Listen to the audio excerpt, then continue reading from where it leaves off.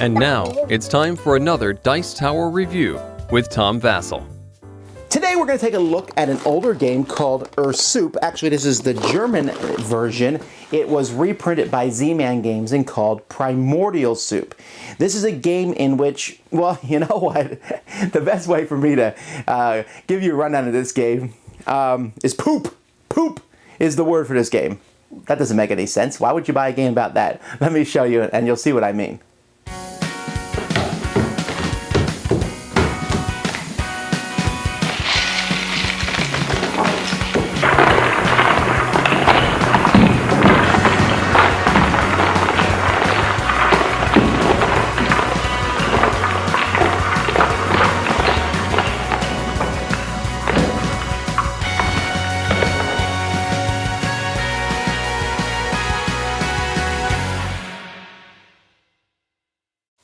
This is the board that you play on, which is the amoeba pool, and each player will start with different amoebas. Each player has a different shape. See, green are squares, and yellows are octagons, and they're different colors, and they have different numbers on them. The numbers don't matter, it's just that when you move them on your turn, you just do them from lowest to highest number. Each of these can take 2 hits, so when you start the game, each of your amoebas has 1 basically wound as it is. Once you get 2 of them, your amoeba will die. And players are trying to score the most points. You're going to get points from 2 different things. You're going to get points from having as many of these on the board as you possibly can will get you points each turn, and also basically evolving them and getting higher things. At the beginning of each round of the game, a card is turned over and placed in the middle, and it will tell you what direction the amoeba pond is flowing, north, west, south, or east. I have an older German version, which is why there's an O for east.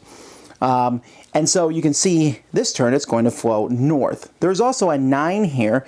As the game progresses, you'll get different upgrades, and this is basically the most upgrades you can have. I'll explain this more in just a second, but right now the direction is what's important.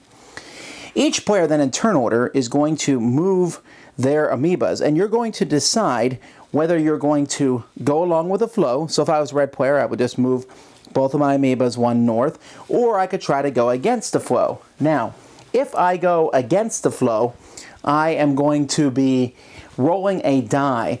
And so let's say I say, I don't want to move him north, I would rather move him 3.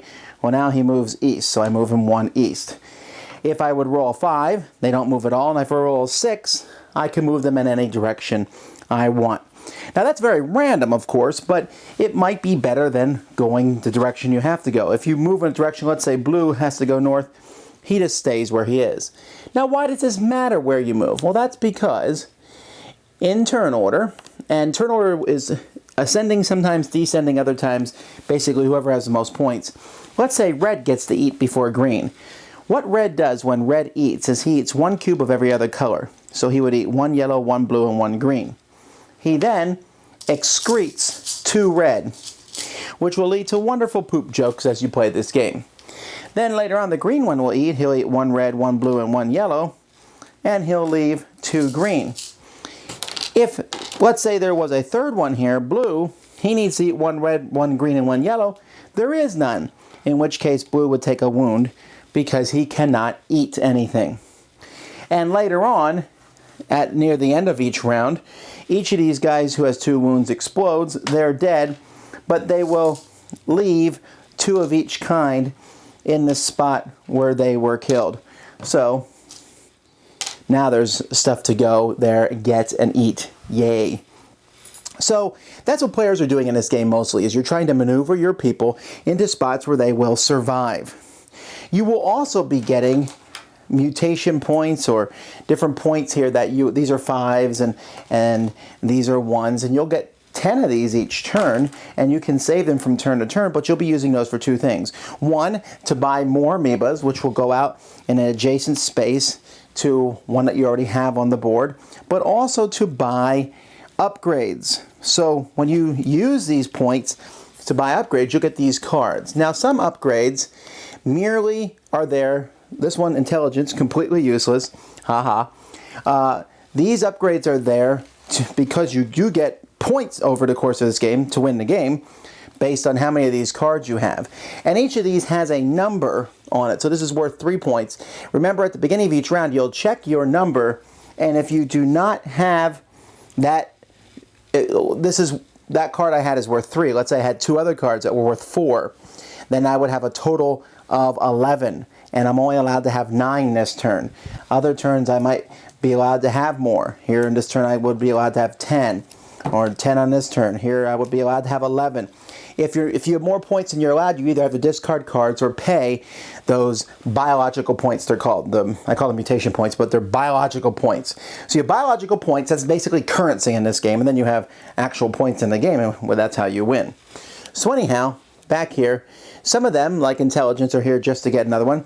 Or, like this one, ray protection. This actually gives you -2. It doesn't do anything, but it allows you to have more in front of you. But then there's ones that actually give you benefits. On Struggle for Survival, if you go to a spot where there's not enough food, but there is another amoeba there, you can eat that amoeba instead. Ha ha! Unless, of course, they buy escape, in which case they can move to get out of the way. By the way, when you do move, you have to pay a biological point to move, so it's not like it's just free. Or defense, you can fight back. You can also buy speed, it lets you move twice. Or you can buy frugality, you need 1 less cube to survive. Or substitution, you can switch. You know, you can eat 1 less green, but then you have to eat 2 more yellows.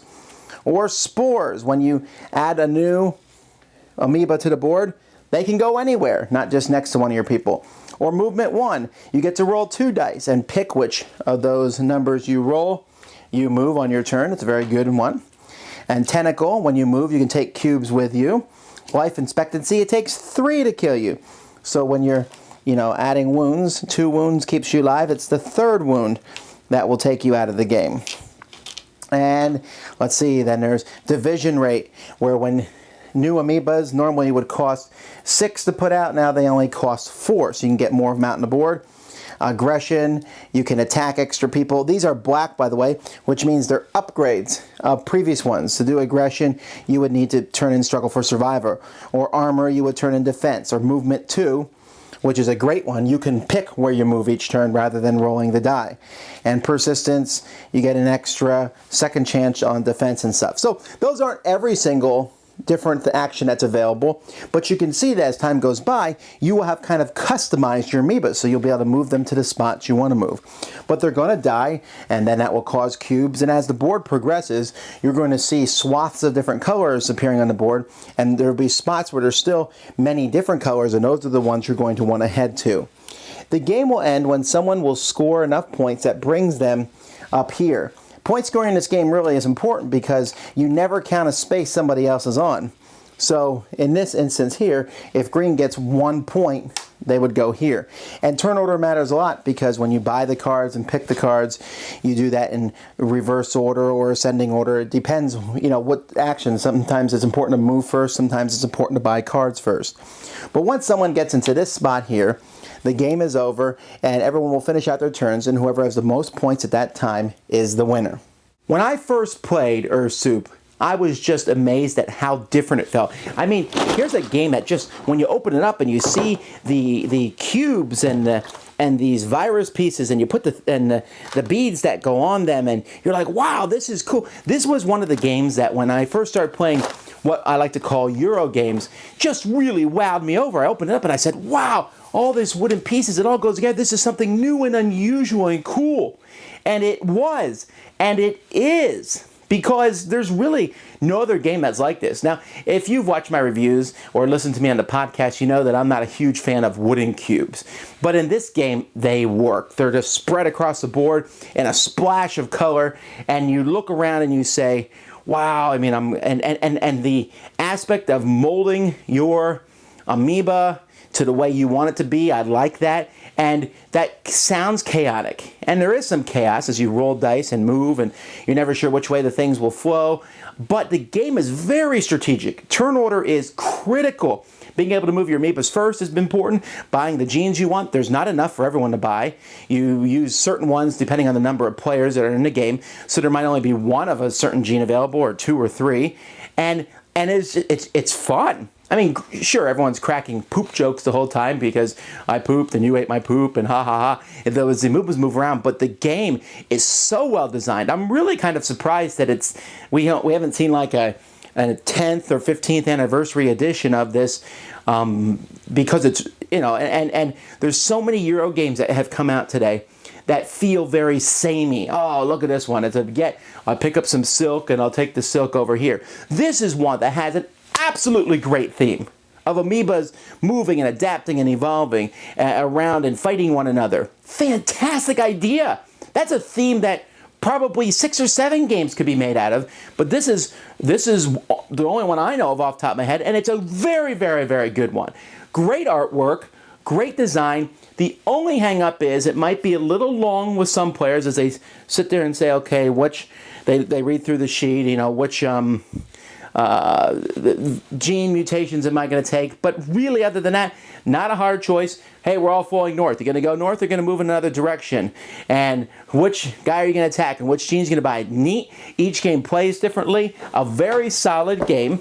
I add lots and lots of new games to my shelves these days. And I take a lot of older games off because I don't play them anymore. This one is staying on my shelf because it's an excellently designed game. Primordial Soup. Thanks so much for watching the Dice Tower videos. Find more great videos and reviews, as well as our top-rated audio podcast at Dicetower.com. You can also find the latest board game news at Dicetowernews.com. I'm Eric Summerer, and you've been watching The Dice Tower. The Dice Tower is sponsored by Fun Again Games, the world's best game source. Fun Again Games has over 5,000 games available. Check them out at funagain.com. Shut the door!